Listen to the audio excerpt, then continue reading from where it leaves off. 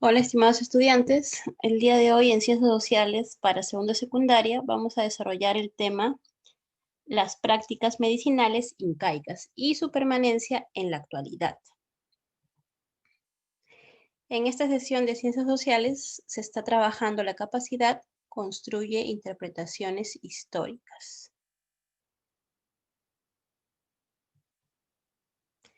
Analizamos prácticas medicinales incaicas.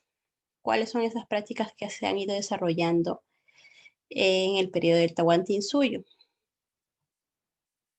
Primero, tenemos algunas prácticas médicas en tiempo de los incas. Recuerda que para ver este tema vamos a analizar fuentes, ¿no?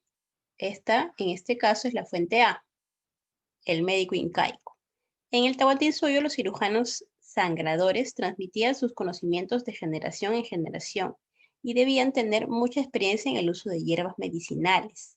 En cuanto a las enfermedades, por el nombre que les daban, se deduce que en su diagnóstico apenas comprobaban los síntomas. Algunos nombres describen el aspecto exterior, por ejemplo, la inspiración interrumpida era la neumonía y la enfermedad secadora era probablemente la tuberculosis.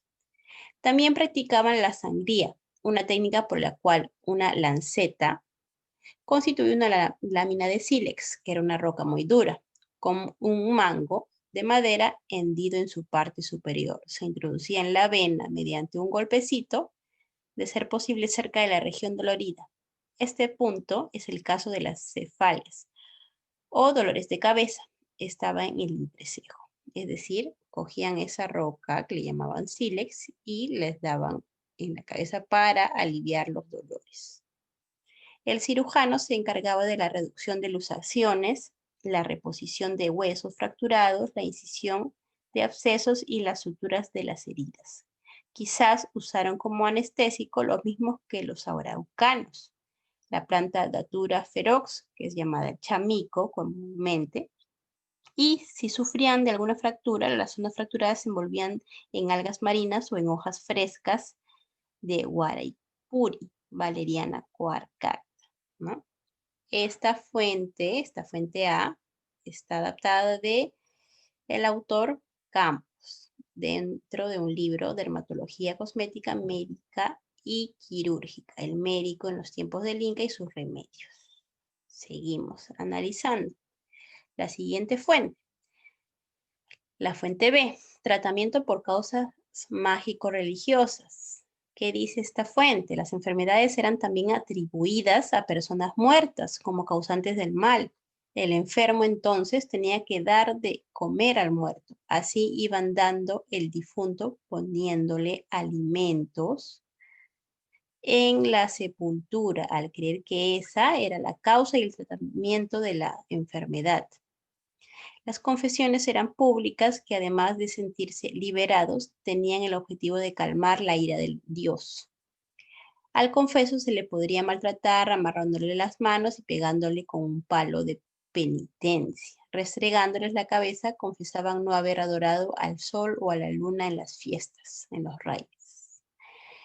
Haber sido infieles, vivir en pareja sin permiso del Inca o haber matado y hurtado. El Inca solo confesaba sus pecados al sol, ¿no?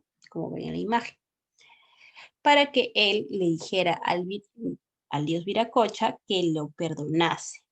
El Inca contemplaba su confesión con un baño de, perdón, completaba su confesión con un baño de purificación con agua corriente. Esta fuente está adaptada de, ¿qué autor? De Chirinos, en la Academia Nacional de Medicina, los anales Medicina y Religión en el Incanato, del año 2015. Seguimos, otra fuente, la fuente C, la Citua o el Collarraimi. ¿Qué era esto?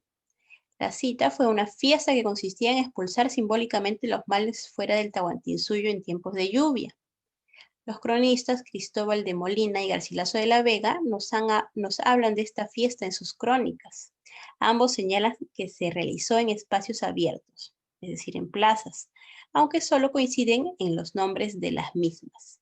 Posteriormente, según la descripción de que se ha identificado la plaza de Huaycay Pata, como el lugar desde donde partían los incas de sangre por el Capacñán, en dirección de los 4 suyos, a arrojar los males del Tahuantinsuyo fuera del Cusco monumental, es decir, desde la capital central, ¿no?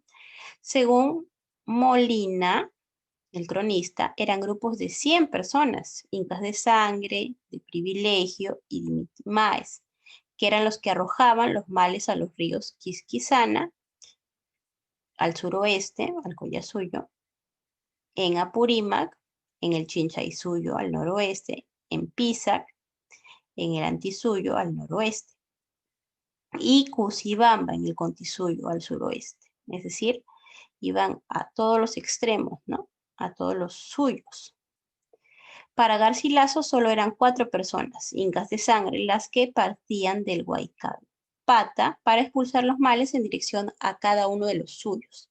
Recorrían una cierta distancia para entregarle sus lanzas a otros 4 incas de privilegio, quienes también corrían otro tramo y así sucesivamente hasta alejarse aproximadamente unos 30 kilómetros del sector monumental de Cusco, aunque Garcilaso no especifica dónde se arrojaban los males. Podemos suponer que son los ríos mencionados por los Molina, ¿no? Era así como trataban de ahuyentar el mal y las enfermedades. Esta fuente, la fuente C, está adaptada de ¿qué autor? Monteverde, extraído de la revista Chungará, revista de antropología chilena, y el título es Los Incas y la fiesta de la Sitúa. Seguimos, la siguiente. Ahora, luego de haber leído, analizado estas fuentes, nos preguntamos, ¿qué características tenía el médico incaico? ¿Qué prácticas realizaba? Recuerda citar al autor cuando respondas. Seguimos. ¿Los tratamientos aplicados estaban relacionados con el pensamiento mágico religioso? Fundamenta tu respuesta y cita el autor de la fuente que hemos visto. Seguimos. Otra pregunta. ¿De quiénes proviene la formación sobre la Sitúa? ¿Cuál es la idea principal sobre esta ceremonia? ¿Qué otra interpretación puedes dar a expulsar los males de la ciudad del Cusco? Eso es luego de haber analizado las fuentes, ¿no? Vas a preguntarte esto. Seguimos. Ahora, otro tópico, otro tema, sobre la herbolaria y otras prácticas medicinales. Tenemos otras fuentes escritas para analizar. Tenemos las hierbas medicinales. Las plantas sin duda fueron muy importantes para las y los habitantes del Tahuantinsuyo.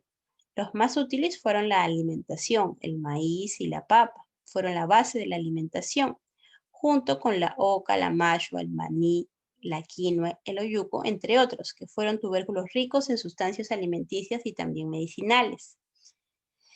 Yakolev y Herrera han recopilado información de diversas crónicas sobre las plantas de los antiguos peruanos. Por ejemplo, Garcilaso menciona que al molle le llamaban el árbol de mucha virtud. Al molle, no sé si conoces esta planta, es bien conocida. Y que su resina es usada en medicina popular contra algunas enfermedades. Una especie de ortiga sirvió para aliviar el dolor causado por la ciática, la ortiga, ¿no? Juan Poma y Bernabé Cobo, otros cronistas, señalan que la semilla de vilca servía como purgante. Polo de Ondegardo menciona que el guairuro se tomaba en agua y servía para los males del corazón. Calancha describe un árbol de las calenturas que contiene quinina y cuya corteza en polvo se bebe para quitar la fiebre. Herrera ha hecho otro interesante estudio en el que divide a las plantas en 3 categorías: las que han sido incorporadas a la ciencia y se utilizan actualmente, las que han sido estudiadas por químicos pero no se han hecho populares, y las que pertenecen al folclore médico. De las primeras se han extraído sustancias como la quinina para disminuir la fiebre y calmar el dolor, la piperina, antiinflamatorio y antioxidante, y la ratán, antiinflamatorio y desinfectante, entre otras, ¿no? Como nos damos cuenta, Hay algunas plantas que hasta ahora se siguen usando y tienen base científica para ayudar a calmar ciertos dolores. Ahora, esta fuente está adaptada de Lastres, Historia de la Medicina Peruana, la Medicina Incaica, volumen 1. Seguimos sobre las medicinas, la fuente E. Mencionamos dos pequeños capítulos, la medicina que alcanzaron y la manera de curarse.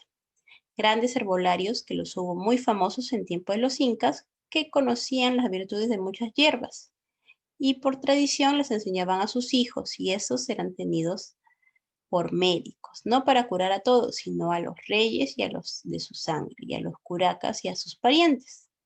La gente común se curaba una a la otra, por lo que habían oído de medicamentos.